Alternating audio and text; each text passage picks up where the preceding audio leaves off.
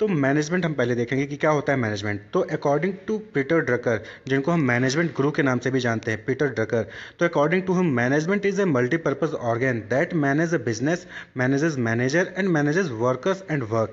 यानी कि मैनेजमेंट क्या है, मल्टीपर्पज ऑर्गन, एक ऐसा ऑर्गन है जो कि बहुत सारे काम को एक साथ करता है। वो बिजनेस को भी मैनेज करता है, मैनेजर्स को भी मैनेज करता है, वर्कर्स और वर्क को भी मैनेज करता है। तो अकॉर्डिंग टू पीटर ड्रकर, जो कि मैनेजमेंट गुरु है, उनके अकॉर्डिंग था डेफिनेशन। तो ट्रेडिशनल डेफिनेशन क्या है मैनेजमेंट का, तो according to Mary Parker Follett, management is defined as an art of getting things done through other. यानी कि मैनेजमेंट क्या है, getting things done through other, दूसरों से अपना काम करवाना ही क्या कहलाता है, मैनेजमेंट कहलाता है। ये ट्रेडिशनल डेफिनेशन था, यानी कि पुराना डेफिनेशन था। फिर ये मॉडर्न डेफिनेशन है, चेंज हुआ। तो मॉडर्न डेफिनेशन में क्या है कि according to Harold Koontz and Weihrich, management is the creation and maintenance of an internal environment in an enterprise where individual working in groups can perform efficiently and effectively towards the achievement of group goals. यानी कि इसमें ये कहा गया कि management का मतलब होता है एक ऐसा इंटरनल इन्वायरमेंट क्रिएट करना जहाँ पे इंडिविजुअल जो कि ग्रुप्स में काम करते हैं वो इफिशियंटली और इफेक्टली अपने ग्रुप गोल्स को परफॉर्म कर सके, that is called management. Traditional में क्या था, जबरदस्ती अपना काम करवाना, चाहे जैसे भी करवाना, लेकिन अपना काम दूसरों से करवाना मैनेजमेंट है। लेकिन मॉडर्न में ऐसी फैसिलिटी देना, ऐसा इन्वायरमेंट क्रिएट करना इंडिविजुअल्स के लिए जो ग्रुप में काम करते हैं कि वो इफिशियंटली और इफेक्टिवली अपना काम यानी अपने वर्क को परफॉर्म कर सके, that is management.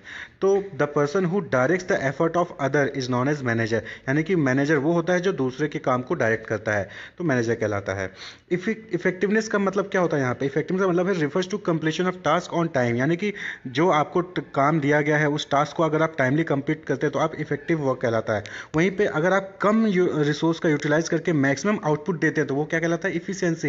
Efficiency means minimum, means optimum utilization of resources using less resources and getting maximum out. Effectiveness time पे काम कंप्लीट कर देना, इफिशियंसी कम लागत में ज़्यादा से ज़्यादा आउटपुट देना, दैट इज इफिशियंसी। तो ये मैनेजमेंट का डिफिनेशन होता है। तो सिंपल सी बात करें तो management is an creation and maintenance of an internal environment in an enterprise where individual working in groups can perform efficiently and effectively towards the achievement of group goal. अब हम next topic देखेंगे कि function of management क्या होता है, कि मतलब management में क्या क्या फंक्शंस परफॉर्म किए जाते हैं। तो according to Koontz and O'Donnell 5 manager function, there are 5 manager function, यानी कि 5 ऐसे फंक्शन है जो मैनेजमेंट में परफॉर्म किए जाते हैं मैनेजर्स द्वारा। पहला है प्लानिंग, जिसमें कि वो ऑब्जेक्टिव को डिटरमाइन करता है, फोरकास्टिंग करता है, बजटिंग करता है, पॉलिसीज और प्रोग्राम को डेवलप करता है, तो वो क्या कहलाता है, प्लानिंग। तो पहला फंक्शन प्लानिंग होता है। दूसरा फंक्शन है ऑर्गेनाइजिंग, यानी आइडेंटिफिकेशन ग्रुपिंग ऑफ एक्टिविटीज, जो डिफरेंट डिफरेंट ग्रुपिंग है एक्टिविटीज़ हैं उनको आइडेंटिफाई करना, उनको ग्रुप करना, उसको ड्यूटीज़ को असाइन करना, फिर अथॉरिटी रिस्पॉन्सिबिलिटी रिलेशनशिप को डेवलप करना, दैट इज ऑर्गेनाइजिंग। यानी कि जो बिखरे होते हैं, अलग अलग एक्टिविटीज जो बिखरे होते हैं उनको ऑर्गेनाइज करना, सिस्टमैटिक तरीके से ऑर्गेनाइज करना। तो दूसरा एक्टिविटी हो गया, दूसरा फंक्शन हो गया ऑर्गेनाइजिंग। तीसरा फंक्शन है स्टाफिंग, यानी कि उन एक्टिविटीज़ को परफॉर्म करने के लिए आपको रिसोर्सेज चाहिए, पर्सनल चाहिए, तो स्टाफिंग करना, यानी कि एचआर प्लानिंग की, ह्यूमन रिसोर्स प्लानिंग, कितने हमें कौन से टास्क के लिए किस टाइप का जो है पर्सन चाहिए, क्या क्वालिफिकेशन है, क्या उसकी जो है स्किल्स होनी चाहिए, रिक्रूटमेंट करना, सिलेक्शन करना, ट्रेनिंग एंड डेवलपमेंट देना, स्टाफिंग। देन फोर्थ फंक्शन है मैनेजमेंट का, that's it directing and leading, यानी कि जो आप स्टाफ कर रहे हैं, जो रिक्रूटमेंट सिलेक्शन कर रहे हैं, उनको लीड करना, उनको कम्युनिकेट करना, मोटिवेट करना, उनको सुपरवाइज करना।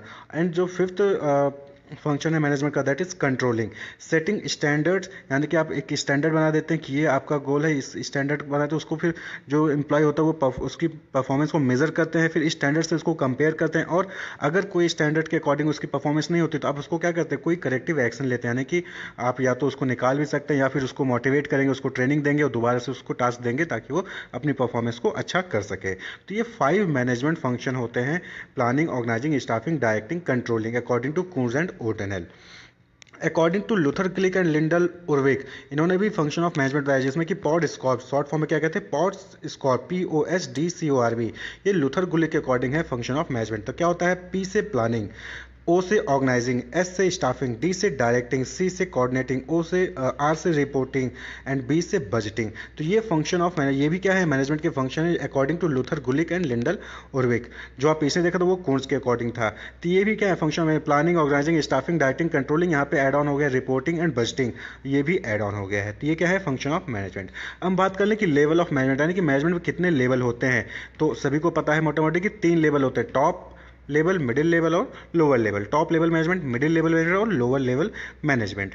तो टॉप लेवल मैनेजमेंट में कौन आते हैं? Board of directors, chief executives and general manager, ये सब क्या है?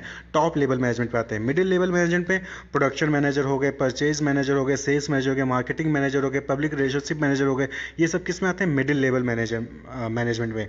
वहीं पे लोअर लेवल मैनेजमेंट में फोरमैन हो गए, सुपरवाइजर हो गए, सेक्शन ऑफिसर हो गए, सुपरिटेंडेंट हो गए, ये सब किस में आते हैं? लोअर लेवल मैनेजमेंट में। अब हम बात कर ले कि ये फंक्शंस क्या परफॉर्म करते हैं। तो जो टॉप लेवल मैनेजमेंट होता है वो ऑब्जेक्टिव डिटरमाइन करता है, प्लान्स और पॉलिसीज़ को बनाता है, एक्टिविटीज़ को ऑर्गेनाइज करता है, रिसोर्सेज को असेंबल करता है, अप्रेजल परफॉर्मेंस अप्रेजल करता है, लाइजन करता है आउटसाइड वर्ल्ड से, यानी कि अदर कंपनीज और अदर कंट्रीज से जो है वो लाइजन करता है, welfare and survival of organization के लिए काम करता है। मिडिल लेवल की बात करें तो वो interpretation of policies to low level, यानी कि जो लो लेवल के लोग हैं उनको पॉलिसीज़ के बारे में समझाता है, वो ऑर्गेनाइज करता है डिपार्टमेंट की एक्टिविटीज़ को, रिक्रूटमेंट करता है, सिलेक्शन करता है एम्प्लॉयज़ का, मोटिवेट करता है पीपल को कि वो अपना परफॉर्मेंस बेस्ट परफॉर्मेंस दें, कंट्रोल करता है और इंस्ट्रक्शंस देता है एम्प्लॉय को। वहीं पे जो लोअर या सुपरवाइजरी लेवल के लोग का है वो लोग रिप्रेजेंट करते हैं ग्रेवियंस ऑफ वर्कर्स, यानी जो वर्कर की ग्रेवियंस होते हैं उनको रिप्रेजेंट करते हैं मिडिल लेवल और टॉप लेवल को। एक गुड वर्किंग कंडीशन डेवलप करते हैं, सेफ्टी का ध्यान रखते हैं वर्कर्स का, helping middle level in recruitment selection, या रिक्रूटमेंट सिलेक्शन में मिडिल लेवल की मदद करते हैं, welcoming suggestion of workers, workers से सजेशंस लेके जो है मिडिल लेवल और टॉप लेवल तक पहुंचाते हैं, क्वालिटी स्टैंडर्ड को मेंटेन करते हैं और मोरल ऑफ वर्कर को बूस्ट करते हैं। तो ये कुछ एक्टिविटीज़ है या फंक्शंस हैं जो अलग अलग लेवल पे परफॉर्म किए जाते हैं। अब हम बात कर लें मैनेजमेंट स्किल्स की, यानी कि कुछ ना कुछ स्किल्स होनी चाहिए मैनेजर्स के अंदर, तभी वो अच्छे से मैनेज कर पाएगा। तो in order to perform the functions of management and to assume multiple roles, manager must be skilled, यानी कि जो functions of management होते हैं, planning, organising, staffing, directing, controlling, इसको परफॉर्म करने के लिए मैनेजर के पास स्किल्स होनी चाहिए। तो रॉबर्ट कास्ट identify 3 managerial skills that are essential to successful management, यानी कि रॉबर्ट कास्ट ने 3 मैनेजमेंट स्किल्स फाइंड आउट किए जो कि मैनेजर के अंदर होने चाहिए। पहला है टेक्निकल, दूसरा है ह्यूमन और तीसरा है conceptual skill. Technical skill, human skill और conceptual skill. Technical skill involves process और technique knowledge and proficiency, managers use the process technique and tools of specific area, यानी कि टेक्निकल टेक्नोलॉजी का नॉलेज होना चाहिए मैनेज का। दूसरा है human skill, involve the ability to interact effectively with people. Human skill मतलब कि ऐसी स्किल जिसमें आप पीपल्स के साथ इफेक्टिवली इंटरेक्ट कर सकते हैं। Managers interact and cooperate with employees. वहीं पे तीसरा है conceptual skill, involve the formulation of ideas, यहाँ पे क्या है? आइडियाज़ को बनाना। Managers understand abstract relationship, develop ideas and solve problem creatively, जो भी प्रॉब्लम्स होते हैं उसको हैंडल करना, मोटिवेट करना, तो यहाँ पे कॉन्सेप्चुअल स्किल की रिक्वायरमेंट होती है। तो ये 3 स्किल हैं अकॉर्डिंग टू रॉबर्ट कास्ट जो मैनेजर के अंदर होने चाहिए। Thus technical skill deals with things, human skill concern people and conceptual skill has to do with idea, यानी कि टेक्निकल स्किल चीज़ों से रिलेटेड है, ह्यूमन स्किल ह्यूमन से पीपल से रिलेटेड है और कॉन्सेप्चुअल स्किल आइडियाज़ से रिलेटेड है। तो अगर हम बात करें कि कौन सा स्किल किस लेवल पे ज़्यादा चाहिए, टॉप लेवल पे कौन सा स्किल होना चाहिए, लोअर लेवल पे कौन सा स्किल होना चाहिए मैनेजर, और मिडिल लेवल पे कौन सा स्किल होना चाहिए, तो ऑब्वियसली बात है टॉप लेवल जो planning, policy making, quality control, evaluation ये सब करता है। मिडिल लेवल एग्जीक्यूशन करता है, जो भी प्लानिंग प्लान बनाए जाते हैं टॉप लेवल द्वारा, और सुपरवाइजर जो है सुपरवाइजर यानी लोअर लेवल और सुपरवाइज करता है। तो टॉप लेवल पे, मिडिल लेवल पे, सुपरवाइजर पे ह्यूमन स्किल तो तीनों लेवल पे होने चाहिए इक्वली। क्यों? क्योंकि आपको सभी लेवल में ह्यूमन से, पीपल से डील करना होता है। लेकिन वहीं पे कॉन्सेप्चुअल और टेक्निकल स्किल जो है वो आप वेरी कर सकता है। टॉप लेवल और मिडिल लेवल पे कॉन्सेप्चुअल स्किल ज़्यादा होता है, वहीं पे लोअर लेवल पे यानी सुपरवाइजरी लेवल पे टेक्निकल स्किल ज़्यादा होता है। यानी टॉप लेवल, मिडिल लेवल पे टेक्निकल नॉलेज नहीं है तो कोई बात नहीं, लेकिन कॉन्सेप्चुअल नॉलेज होना चाहिए। लेकिन वहीं सुपरवाइजरी लेवल पे यानी लो लेवल पे टेक्निकल स्किल ज़्यादा होना चाहिए, कॉन्सेप्चुअल स्किल ना हो तब भी चलेगा, लेकिन ह्यूमन स्किल तीनों लेवल पे एग्जैक्ट होने चाहिए। अब हम बात करते हैं नेक्स्ट टॉपिक की, रोल ऑफ मैनेजर्स, यानी कि मैनेजर के रोल क्या है। आपने स्किल्स देख लिया, लेवल देख लिया, अब मैनेजर का रोल क्या है। तो according to manager is a person who perform the function of planning, organising, staffing, directing, controlling for accomplishment of objective for an undertaking, यानी कि जो भी अंडरटेकिंग लिया है उसके और जो ऑब्जेक्टिव है उसको पूरा करने के लिए जो भी फंक्शन परफॉर्म किए जाते हैं वो कौन परफॉर्म करता है? मैनेजर। तो according to H Mintzberg following are the important role of manager, यानी कि रोल ऑफ मैनेजर जो है क्या रोल होता है मैनेजर का वो एच मिंट्सबर्ग ने बताया है नीचे। तो 3 इंपॉर्टेंट रोल होते हैं। इंटरपर्सनल रोल, यानी कि दो लोगों से मिलना बात करना। फिगर हेड यानी कि वो किसी चीज़ को रिप्रेजेंट करता है। लीडर लीडर की तरह काम करता है। लाइजन लाइजन यानी कि लोगों के साथ रिलेशनशिप को अच्छे से बनाता है, आउटसाइड वर्ल्ड के साथ रिलेशनशिप मेंटेन करता है। तो इंटरपर्सनल रोल्स जो है मैनेजर निभाते हैं। वहीं पे दूसरा रोल है इंफॉर्मेशनल रोल, यानी कि इन्फॉर्मेशन को पास करते हैं, डिसेमिनेट करते हैं। ये मॉनिटर करते हैं लोगों को, उसके बाद इन्फॉर्मेशन निकालते हैं। डिसेमिनेट यानी कि वो टॉप लेवल की बातें नीचे तक पहुंचाते हैं, नीचे की बातें ऊपर तक पहुंचाते हैं। इन्फॉर्मेशन डिसेमिनेट यानी पास ऑन करते हैं। स्पोक पर्सन होते हैं ये। स्पोक यानी कि इंफॉर्मेशन को बोलते हैं, सुनाते हैं, लोगों को जाके समझाते हैं। वहीं पे डिसीजन रोल भी जो है मैनेजर्स परफॉर्म करते हैं, जैसे कि एंटरप्रेन्योरियल डिसीजन लेते हैं कि हाँ कौन सा प्रोडक्ट बनाना है, कितना बनाना है, कैसे बनाना है। डिस्टर्बेंस हैंडलर, कहीं भी कोई भी डिस्टर्बेंस हो रहा है, कोई प्रॉब्लम आ रही है तो उसको भी हैंडल करते हैं डिसीजन रोल की तरह। रिसोर्स एलोकेटर, रिसोर्स को एलोकेट करते हैं कि किसी कहाँ पे कौन सी एक्टिविटी में कौन सी रिसोर्सेज कितनी लगेंगी। और नेगोशिएटर यानी कि नेगोशिएट भी करते हैं कि जब भी परचेजिंग होगी तो वहाँ पे नेगोशिएट करना है कि कितने में कितना लेना है, कितना नहीं लेना है। तो ये तीन इंपॉर्टेंट रोल है according to H Mintzberg of managers. Interpersonal role, informational role, decision role. Interpersonal role में फिगर हेड, लीडर, लाइजन का काम करता है। इंफॉर्मेशनल रोल में मॉनिटर करता है, डिसेमिनेट करता है इन्फॉर्मेशन को, स्पोक पर्सन होता है। वहीं डिसीजन रोल में एंटरप्रेन्योर की तरह काम करता है, डिस्टर्बेंस हैंडलर है, रिसोर्स एलोकेटर की तरह होता है, नेगोशिएटर की तरह होता है। अब हम बात कर लें नेचर या कैरेक्टरिस्टिक्स ऑफ मैनेजमेंट की। तो क्या है नेचर, क्या है कैरेक्टरिस्टिक? यूनिवर्सल। जी हाँ, मैनेजमेंट यूनिवर्सल होता है, हर जगह ये एप्लीकेबल होता है, चाहे इंडिया में हो चाहे आउट ऑफ इंडिया हो। हर जगह मैनेजमेंट के प्रिंसिपल एक ही तरह होता है। प्रोसेस, ये एक प्रोसेस है, कंटिन्यूस प्रोसेस है, नेवर एंडिंग प्रोसेस। यानी कि प्लानिंग, ऑर्गेनाइजिंग, स्टाफिंग, डायरेक्टिंग, आप ये प्रोसेस एक बार कर लेते हैं, ऐसा नहीं कि एक बार कर लिए तो खत्म हो गया, नहीं, आपको बार बार ये चीज़ करती रहनी पड़ेगी। आर्ट एंड साइंस, मैनेजमेंट क्या है? आर्ट भी है और साइंस भी है। कैसे, हम आगे डिस्कस करेंगे। मैनेजमेंट जो है एक डिस्टिंक्ट एंटिटी है, यानी कि अलग है बाकी चीज़ों से। क्रिएटिव वर्क, मैनेजमेंट में क्रिएटिव वर्क बहुत इन्वॉल्व होता है, क्योंकि अलग अलग प्रॉब्लम के लिए अलग अलग आइडियाज़ आपके पास होने चाहिए।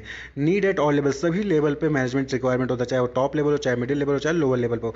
ग्रुप एफर्ट, मैनेजमेंट जो है अकेले का काम नहीं है, ये ग्रुप एफर्ट की जरूरत पड़ती है मैनेजमेंट में। पर्पसफुल, ऑब्वियस सी बात है कि मैनेजमेंट का यूजफुलनेस बहुत ज़्यादा है, आप अच्छे से इफेक्टिवली एफिशिएंटली काम कर पाएंगे अगर आप वेल मैनेज्ड हैं। इंटेंजिबल फोर्स, एक इंटेंजिबल फोर्स होता है मैनेजमेंट, जो कि सभी को मोटिवेट करता है, सभी से काम करवाता है। प्रोफेशन, मैनेजमेंट क्या है? एक प्रोफेशन भी है, क्यों? क्योंकि इसमें एंट्री जो है वो रेस्ट्रिक्टेड होती है। एक प्रोफेशनल बॉडी है, एमबीए, पीसीडीएम, ये सब कोर्स करके ही लोग मैनेजर बनते हैं। इकोनॉमिक ऑर्गन है, ऑब्वियस सी बात है कि मैनेजमेंट अगर अच्छे से होगा तो आपकी इकोनॉमी अच्छी होगी, तो इकोनॉमिक ऑर्गन भी। और सोशल प्रोसेस है, क्योंकि ह्यूमन को इन्वॉल्व करता है, तो ये क्या है? सोशल प्रोसेस है। तो ये सारे नेचर हैं, कैरेक्टरिस्टिक्स हैं किसके? मैनेजमेंट के। तो अगर आप किसको शॉर्ट फॉर्म में याद करना चाहें तो आप याद कर सकते हैं you pad CNG pipes. You pad CNG pipes, तो ये क्या है? सभी के इनिशियल है। यू मीन्स यूनिवर्सल, पी से प्रोसेस, ए से आर्ट एंड साइंस, डी से डिस्टिंक्ट एंटिटी, सी से क्रिएटिव वर्क, एन से नीडेड ऑल लेवल, जी से ग्रुप एफर्ट, पी से पर्पसफुल, आई से इंटेंजिबल फोर्स, पी से प्रोफेशन, ई से इकोनॉमिक ऑर्गन और एस से सोशल प्रोसेस। तो you pad CNG pipe, simple सा आप इसको याद कर लें और नाम आगे आपको रहेंगे तो आपके आइडिया दिमाग में आ जाएगा, आंसर लिखते हो कि हाँ इसका मतलब ये होता है। तो ये नेचर कैरेक्टरिस्टिक्स ऑफ मैनेजमेंट होते हैं। अब हम बात कर लें कि management is both a science as well as art. तो कैसे? तो science similar to science, management क्या है? सिमिलर टू साइंस है। क्यों? क्योंकि जिस तरह से साइंस में कॉन्सेप्ट होते हैं, हाइपोथेसिस होते हैं, थ्योरीज होती है, प्रिंसिपल्स होती है, टेस्ट होते हैं, कॉज एंड इफेक्ट रिलेशनशिप लेके आते हैं, उसी तरीके से मैनेजमेंट में भी क्या है? Management contains concept, hypothesis, theories and principle to explain cause and effect relationship between two और more factor and these are applicable universally. यानी कि जो मैनेजमेंट में भी कॉन्सेप्ट होते हैं, हाइपोथेसिस, थ्योरीज होती हैं एज जैसे कि साइंस में होता है, और कॉज एंड इफेक्ट रिलेशनशिप को साइंटिफिकली ये प्रूव भी करता है जिस तरीके से साइंस में होता है, और यूनिवर्सली एप्लीकेबल भी होता है। तो इसलिए क्या है? ये सिमिलर टू साइंस है। Management is a science but not pure science. Management science तो है लेकिन प्योर साइंस नहीं है, ये सोशल साइंस है। Because many principle depends on situation, क्योंकि मैनेजमेंट बहुत सारे ऐसे प्रिंसिपल्स हैं जो सिचुएशन पे डिपेंड करते हैं, इसलिए प्योर साइंस नहीं है लेकिन ये साइंस है, इसलिए इसको हम क्या कहते हैं? Social science. मैनेजमेंट क्या है? सोशल साइंस है। ये सिमिलर टू आर्ट, ये साइंस की तरह भी है और आर्ट की तरह भी है। आर्ट की तरह क्यों है? क्योंकि management involve the use of knowledge of management concept, principles and techniques. यानी कि जो नॉलेज है, मैनेजमेंट कॉन्सेप्ट है, प्रिंसिपल्स हैं, उनका यूज़ करना सिखाता है, यूज़ किया जाता है किसके द्वारा? By the managers. Every manager apply his her personal skill to deal with various problem. अपनी पर्सनल स्किल्स को मैनेजर जो है यूज़ करता है वेरियस प्रॉब्लम को सॉल्व करने के लिए, इसलिए क्या है? आर्ट भी है। तो इसलिए क्या करता है? Management is an art as well as science. यानी कि इसमें हम कॉन्सेप्ट, थ्योरीज, प्रिंसिपल का यूज़ करके जो भी प्रॉब्लम्स होती हैं उसको हम डील करते हैं। तो इसलिए management is both art and science. वहीं पर मैनेजमेंट एज ए प्रोफेशन, यानी कि मैनेजमेंट एक प्रोफेशन भी है। क्यों? The term profession is defined as an occupation backed by knowledge and training and to which entry is regulated by a representative body. यानी कि कोई भी स्ट्रीम प्रोफेशन तब कहलाती आती है जब वो एक नॉलेज के थ्रू, ट्रेनिंग के थ्रू वहाँ पे बैक किया जाए और उसमें एंट्री जो है वो किसी रिप्रेजेंटेटिव बॉडी से रेगुलेट किया जाए। जैसे कि आप मेडिकल में देखिए तो AIMA होता है, वो रेगुलेट करती है। एंट्री भी डिपेंड करती है कि आपके 12th में बायोलॉजी हो तभी आप उसमें मेडिकल फील्ड में कोर्स कर सकते हैं। तो इसी तरह से मैनेजमेंट भी होता है। मैनेजमेंट क्या है? Management can be considered as a profession. Fully regarded profession नहीं है, यानी फुली प्रोफेशन नहीं है, लेकिन एक कंसिडर किया जा सकता है ये एक प्रोफेशन है। क्यों? क्योंकि it is supported by a well defined body, knowledge that can be taught and learn, यानी कि एक वेल डिफाइंड बॉडी है, नॉलेज है, बुक्स है जिसके थ्रू मैनेजमेंट पढ़ाया जा सकता है। There is a need of formal education and training in management course like MBA PGDM, यानी कि मैनेजमेंट में भी एक फॉर्मल एजुकेशन की जरूरत है जैसे कि MBA PGDM होता है। सेवरल एसोसिएशन ऑफ मैनेजमेंट जैसे कि AIMA, all India management association, have prescribed code of conduct for their member, यानी कि जो भी इस एसोसिएशन से जुड़े हैं AIMA से, उनको लिए कोड ऑफ कंडक्ट भी जारी किया गया है। मैनेजर्स आर सोशली रिस्पॉन्सिबल, ये सोशली रिस्पॉन्सिबल भी होते हैं। तो इसीलिए क्या है, मैनेजमेंट एक प्रोफेशन भी कंसीडर किया जाता है। इवोल्यूशन ऑफ मैनेजमेंट के बारे में, तो नॉर्मली इवोल्यूशन कैसे हुआ मैनेजमेंट का, तो डिफरेंट अप्रोचेज हैं। तो जैसे कि एक क्लासिकल अप्रोच है जहाँ पे साइंटिफिक मैनेजमेंट अप्रोच है जो कि FW टेलर द्वारा दिया गया था। एडमिनिस्ट्रेटिव मैनेजमेंट अप्रोच है जो कि हेनरी फ्यूल द्वारा दिया गया था। ब्यूरोक्रेटिक मैनेजमेंट अप्रोच है जो कि मैक्स वेबर द्वारा दिया गया था। वहीं पे बिहेवियरल अप्रोच है जिसको न्यू क्लासिकल अप्रोच है, ह्यूमन रिलेशन अप्रोच के नाम से भी जाता है। वहाँ पे जैसे कि human relation approach Elton Mayo के द्वारा दिया जाता है। सोशल सिस्टम अप्रोच था जो कि विल्फ्रेडो पेरेटो के द्वारा दिया गया था। फिर आया था मॉडर्न अप्रोच जो कि जैसे कि क्वांटिटेटिव मैथमेटिकल अप्रोच है, सिस्टम अप्रोच है, कंटिजेंसी अप्रोच है। तो ये तीन मेन अप्रोच है, क्लासिकल अप्रोच, बिहेवियरल अप्रोच और मॉडर्न अप्रोच, जिसमें कि अलग अलग ऑथर्स ने अलग अलग तरीके से अपना अप्रोच दिया था। तो हम इसमें इंपॉर्टेंट जो अप्रोचेज हैं उनकी बात करेंगे। तो चलिए स्टार्ट करते हैं। तो सबसे पहले देखेंगे जो इंपॉर्टेंट है साइंटिफिक मैनेजमेंट अप्रोच जो कि दिया गया था FW टेलर, यानी कि Frederick Winslow Taylor is called as the father of scientific management. इनको हम किस नाम से जानते हैं? फादर ऑफ साइंटिफिक मैनेजमेंट के नाम से भी जानते हैं, FW टेलर। तो उन्होंने साइंटिफिक मैनेजमेंट अप्रोच दिया था। तो Taylor was an industrial engineer, ये क्या थे? इंडस्ट्रियल इंजीनियर थे। इन्होंने एक बुक पब्लिश की थी 1911 में, the principle of scientific management. His book the principle of scientific management was publish in 1911। He suggest that the management should follow scientific approach in their work. इसमें कहा गया था कि FW टेलर ने कहा था कि जो मैनेजमेंट को साइंटिफिक अप्रोच जो है फॉलो करना चाहिए अपने वर्क में, अपने काम में। तो उन्होंने कुछ 6 प्रिंसिपल दिए थे साइंटिफिक मैनेजमेंट के। तो वो कौन से प्रिंसिपल थे? FW Taylor specified 6 principle for scientific management. Science not rule of thumb, यानी कि आपको साइंस का यूज़ करना चाहिए, रूल ऑफ थंब का यूज़ नहीं करना चाहिए। हार्मोनी नॉट डिस्कॉर्ड, यानी कि हार्मोनी के साथ काम करना चाहिए, डिस्कॉर्ड के साथ नहीं। कॉपरेशन नॉट इंडिविजुअलिज्म, यानी कि कॉपरेशन एक दूसरे के साथ मिलकर काम करना चाहिए, अलग अलग काम नहीं करना चाहिए। Maximum output in place of restricted output, यानी कि आप जितनी क्षमता है उतने ज़्यादा आउटपुट करिए, रेस्ट्रिक्ट मत करिए। यानी कि आप बना सकते हैं 100 यूनिट लेकिन बना रहे हैं 50 यूनिट, तो ऐसा नहीं, आप जितना बना सकते हैं उतना बनाइए, मैक्सिमम आउटपुट। पांचवा था कि equitable division of work and responsibility between management and labour, यानी कि इक्वली रिस्पॉन्सिबिलिटी और जो वर्क है वो डिस्ट्रीब्यूट होनी चाहिए मैनेजमेंट और लेबर के बीच में। और जो 6th प्रिंसिपल था प्लानिंग नॉट एडहॉक, यानी कि प्लानिंग के साथ काम करना चाहिए, वेल प्रॉपर प्लान होना चाहिए हर चीज़ के लिए। तो ये 6 प्रिंसिपल्स थे साइंटिफिक मैनेजमेंट के जो भी FW टेलर द्वारा दिए गए थे साइंटिफिक मैनेजमेंट अप्रोच के अंदर। फिर हम बात करते हैं कि साइंटिफिक मैनेजमेंट अप्रोच में ही कि मेन एलिमेंट क्या थे साइंटिफिक मैनेजमेंट अप्रोच के। तो determination of workload on the basis of method study, motion study, time study, fatigue study, यानी कि जो भी आपका वर्कलोड आप डिसाइड करते हैं वो जो है study, method study, motion study, time study के अकॉर्डिंग होना चाहिए। प्लानिंग ऑफ इंडस्ट्रियल ऑपरेशन, यानी कि आपको इंडस्ट्रियल ऑपरेशन की प्लानिंग करनी चाहिए कि what work shall be done, क्या काम करना चाहिए, कब करना चाहिए, कैसे करना चाहिए, सारा चीज़ आपको एक प्लान के थ्रू करना चाहिए। प्रॉपर सिलेक्शन, प्लेसमेंट और ट्रेनिंग होना चाहिए किसका? वर्कर्स का। Proper selection, placement, training of workers by centralised personal department, एक सेंट्रलाइज्ड पर्सनल डिपार्टमेंट होना चाहिए जिसके थ्रू ही आप सिलेक्शन, ट्रेनिंग, प्लेसमेंट सब करते हैं। Improvement in method of work, यानी कि जो आपका मेथड ऑफ वर्क है उसमें इंप्रूवमेंट करना चाहिए, स्टैंडर्डाइज्ड टूल और इक्विपमेंट का यूज़ करके। अब वर्क इन्वायरमेंट को आप इंप्रूव करके जो है आप मेथड ऑफ वर्क को इंप्रूव कर सकते हैं। Mental revolution, change in the mental outlook of employ and the employers, यानी कि जो एम्प्लॉय हो एम्प्लॉयर्स उनके मेंटल रिवोल्यूशन भी लाना चाहिए, उनके मेंटल आउटलुक पे भी काम करना चाहिए कि वो मोटिवेट रहें, एक्साइटेड रहें और जो है एनर्जेटिक रहें। तो इस तरीके से आप जो है साइंटिफिक मैनेजमेंट का यूज़ कर सकते हैं मैनेज करने के लिए। अब हम नेक्स्ट अप्रोच की बात करेंगे, दैट इज़ फंक्शनल और एडमिनिस्ट्रेटिव अप्रोच। ये जो दिया गया था हेनरी फ्यूल के द्वारा दिया गया था। Henri Fayol is said the father of functional या administrative approach. Father of scientific management approach कौन है? FW Taylor. और फादर ऑफ फंक्शनल या एडमिनिस्ट्रेटिव अप्रोच का कौन है? Henri Fayol. तो born in 1841 he and get degree of mining engineering in 1860। जो हेनरी फ्योल है वो 1814 में पैदा हुए थे और माइनिंग इंजीनियरिंग की डिग्री इन्होंने 1860 में गेन की थी। इन्होंने बुक पब्लिश की थी general and industrial administration in French in 1916, जिसमें इन्होंने एडमिनिस्ट्रेटिव अप्रोच का जिक्र किया था, और वो बुक जो है ट्रांसलेट हुई थी इंग्लिश में 1949 में, translated in English 1949। According to Henri Fayol all activities of industrial undertaking could be divided into 6 group. इन्होंने ये कहा कि इंडस्ट्रियल में जो भी अंडरटेकिंग जो भी एक्टिविटी होती है उनको हम 6 ग्रुप में डिवाइड कर सकते हैं। कौन कौन सी? टेक्निकल एक्टिविटी जैसे कि प्रोडक्शन, मैन्युफैक्चरिंग, एडाप्टेशन, तो उनको हम किस में ग्रुप में डिवाइड करें? टेक्निकल में। कॉमर्शियल एक्टिविटी जैसे कि बाइंग, सेलिंग, एक्सचेंजिंग, ये किस में आ जाएगी? कॉमर्शियल में। फिनेंशियल एक्टिविटी जैसे कि search for and optimum use of capital resource, यानी कि जो भी आप पैसे से लेन देन का सारा काम करते हो फिनेंशियल में आ जाएगा। सिक्योरिटी, प्रॉपर्टी और पर्सन की प्रोटेक्शन की जब बात करते हो सिक्योरिटी में आ जाएगा। नेक्स्ट है अकाउंटिंग, जैसे कि बैलेंस शीट, कॉस्ट, स्टैटिक्स, ये सारी चीज़ें आप बनते तो वो अकाउंटिंग में आ जाएगा।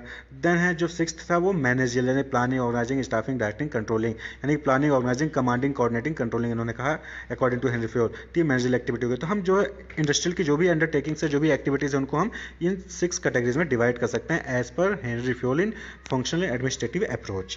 अब हम बात कर लें कि इन्होंने 14 प्रिंसिपल्स दिए थे ऑफ मैनेजमेंट के। इन्होंने कहा था कि ये 14 प्रिंसिपल्स जो है मैनेजमेंट में होने चाहिए, मैनेजर द्वारा फॉलो किए जाते बाई हेनरी फ्योल। तो कौन से थे? तो डिवीजन ऑफ वर्क, यानी कि वर्क का डिवीजन होना चाहिए, नहीं कि एक ही बंदा सारे काम किए जा रहे, नहीं, डिवीजन ऑफ वर्क होना चाहिए।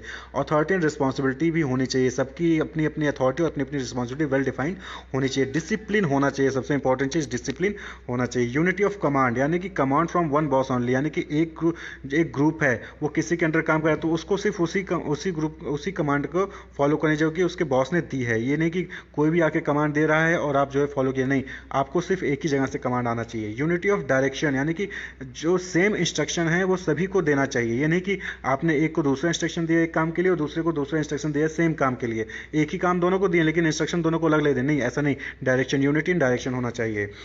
Subordination of individual interest to general, यानी कि सबके अलग अलग इंटरेस्ट होते हैं भाई, जितने इंप्लॉइज हैं सबके अपने अपने इंटरेस्ट होंगे, तो उन सबके अलग अलग इंटरेस्ट हैं, उनका इंटरेस्ट जो है सबऑर्डिनेट करके जनरल एक कॉमन इंटरेस्ट लेके आना चाहिए ऑर्गेनाइजेशन गोल की तरफ। रेम्यूनरेशन ऑफ पर्सनल, ऑब्वियसली बात है कि payment should be fair and provide maximum satisfaction. Payment जो उनको होना चाहिए, जो भी उनकी रेम्यूनरेशन होते हैं इंप्लॉयज़ की, उनकी इस तरीके से होनी चाहिए कि उनको मैक्सिमम सेटिस्फैक्शन मिले। सेंट्रलाइजेशन, आपको हर काम को सेंट्रलाइज करना होगा। स्केलर चेन हायरार्ची, जो है ऑर्गेनाइजेशन में हमेशा स्केलर चेन और हायरार्की फॉलो करनी चाहिए, यानी कि जो वर्कर है वो सीधे जाके टॉप मैनेजमेंट से जाके बात कर ले, नहीं, वर्कर को पहले लोअर लेवल के एम्प्लॉय से बात करें, फिर मिडिल लेवल पे जाता है, फिर वो टॉप लेवल पे जाता है, अगर वहाँ पे सॉल्व नहीं होता तो एक हायरार्की फॉलो करनी चाहिए। Order, there should be a place of everything and everything should be in place, यानी कि एक ऑर्डर, एक सिस्टम फॉलो होना चाहिए।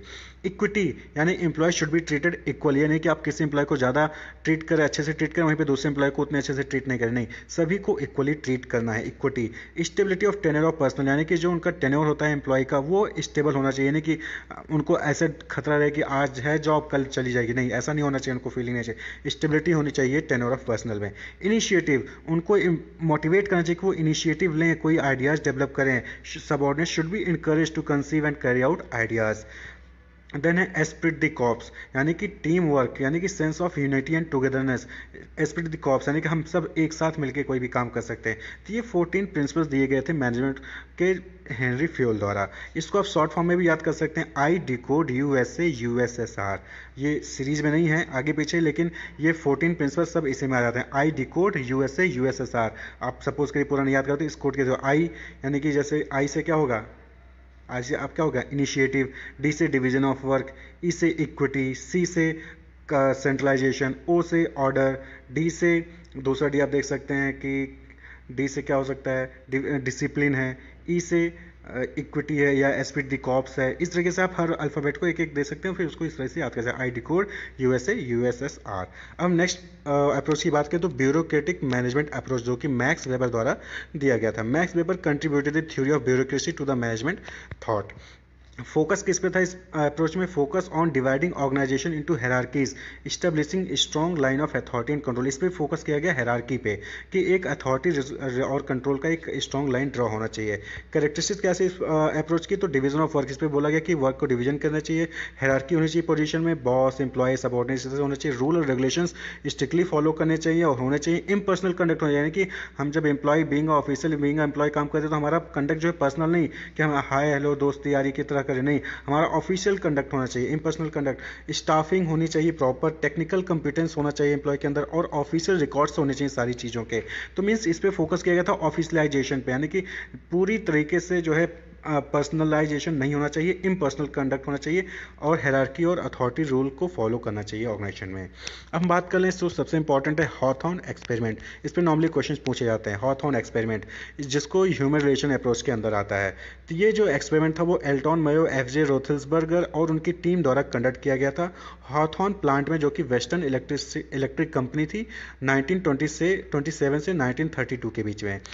हॉथॉर्न एक्सपेरिमेंट कंडक्ट किया गया था। किसने किया था? एल्टॉन मेयो और एफ.जे. रोथल्सबर्ग, उनकी टीम ने 1927 से 1932 के बीच में हॉथॉर्न प्लांट था वेस्टर्न इलेक्ट्रिक कंपनी में, वहाँ पे ये एक्सपेरिमेंट कंडक्ट किया गया था। इसमें 4 एक्सपेरिमेंट कंडक्ट किए गए थे। Conducted 4 experiment. पहला था इल्यूमिनेशन एक्सपेरिमेंट। इल्यूमिनेशन एक्सपेरिमेंट इसमें क्या था? To check the illumination effect on employ output. इसमें ये चेक किया जा रहा था कि इल्यूमिनेशन का कोई इफेक्ट होता है क्या कि एम्प्लॉय के आउटपुट पे, यानी कि किसी की लाइट को हम वेरिएट कर रहे हैं, किसी की लाइट को कंस्टेंट लाइट में रख रहे हैं, तो क्या इम्पैक्ट होता है। 2 groups of employ were selected. इसमें था कि 2 ग्रुप एम्प्लॉय के सेलेक्ट किए गए थे। 1 placed in room were lighting remain constant. एक ग्रुप को ऐसी जगह प्लेस किया जहाँ पे लाइटिंग क्या थी? कंस्टेंट थी, कोई चेंज नहीं होता था। और वहीं पे other in room were lighting varied periodically. और दूसरे ग्रुप को ऐसी जगह प्लेस किया जहाँ पे लाइट जो है वो वेरी कर रही थी पीरियडिकली, मतलब एक टाइम पे लाइट जो है वेरी कर रही थी। Output of both group increase. ये देखा गया कि दोनों ग्रुप का आउटपुट जो है वो इंक्रीज हुआ। तो कंक्लूजन ये निकला कि it was calculate that lighting was a minor factor, यानी कि लाइटिंग जो है वो माइनर फैक्टर थी, उसकी वजह से आउटपुट पे कोई भी इम्पैक्ट नहीं पड़ा। तो ये पहला एक्सपेरिमेंट था। दूसरा एक्सपेरिमेंट था हॉथॉर्न एक्सपेरिमेंट में, ये था relay assembly test room experiment. Relay assembly test room में क्या होता है? एक group of 6 female worker were form, यानी कि 6 फीमेल वर्कर्स का एक ग्रुप बनाया गया।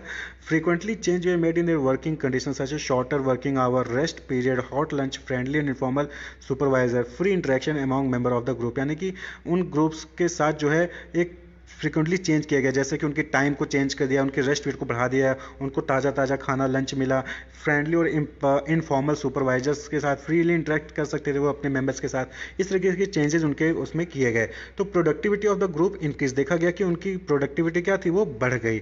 Even when the improvement in working condition were withdrawn. और जब ये जो इंप्रूवमेंट जो भी हमने चेंज किए थे उसको हमने विड्रॉ भी कर लिया, तब भी उनकी प्रोडक्टिविटी क्या थी? इंक्रीज थी। तो it was conclude that socio psychological factor exercise a greater influence on productivity than working condition. तो ये पाया गया कि जो सोशियो साइकोलॉजिकल फैक्टर था, यानी सोशलिज्म, जो फ्रेंडली बिहेवियर था, फ्री इंटरेक्शन था, वो ज़्यादा मायने रखता था प्रोडक्टिविटी में। और जो वर्किंग कंडीशन में उन्होंने चेंज किया था उसमें कोई भी उसका इम्पैक्ट नहीं पड़ा। That is relay assembly test room experiment, जिसमें 6 फीमेल वर्कर्स का ग्रुप पे एक्सपेरिमेंट किया गया था। नेक्स्ट जो एक्सपेरिमेंट था वो था bank wiring observation room study. Bank wiring observation room study, इसमें क्या था? एक group of 14 worker was put under close observation, यानी कि एक 14 लोगों का ग्रुप बनाया गया जिनको एक क्लोज ऑब्जर्वेशन में रखा गया। और ये बोला गया कि payment was made dependent on the performance of group as a whole, यानी कि जो भी पेमेंट मिलेगा उस ग्रुप को वो ग्रुप की परफॉर्मेंस से मिलेगा, इंडिविजुअल परफॉर्मेंस में नहीं मिलेगा, ग्रुप की टोटल और ऑल ओवर परफॉर्मेंस पे मिलेगा। It was found that the group had develop it's on norms. ये पाया गया कि उन ग्रुप्स ने अपने खुद के नॉर्म्स बना लिए और वेरियस सोशल प्रेशर के थ्रू जो नॉर्म्स थे उसको इन्फोर्स करवाया जा रहा था। तो as a result output could not, और फिर क्या हुआ कि आउटपुट इंक्रीज नहीं हुआ डिस्पाइट ग्रुप इंसेंटिव स्कीम्स, यानी कि जो ग्रुप इंसेंटिव स्कीम का लगाया गया था उसके बावजूद भी उनका जो है आउटपुट इंक्रीज नहीं हुआ। और फिर जो लास्ट एक्सपेरिमेंट था that is mass interview programme, वो हुआ a large number of worker were interview to understand the opinion on the factor of influencing productivity, यानी कि जो बहुत सारे वर्कर्स का इंटरव्यू लिया गया, उनसे पूछा गया कि उनकी क्या राय है, प्रोडक्टिविटी कैसे बढ़ सकती है।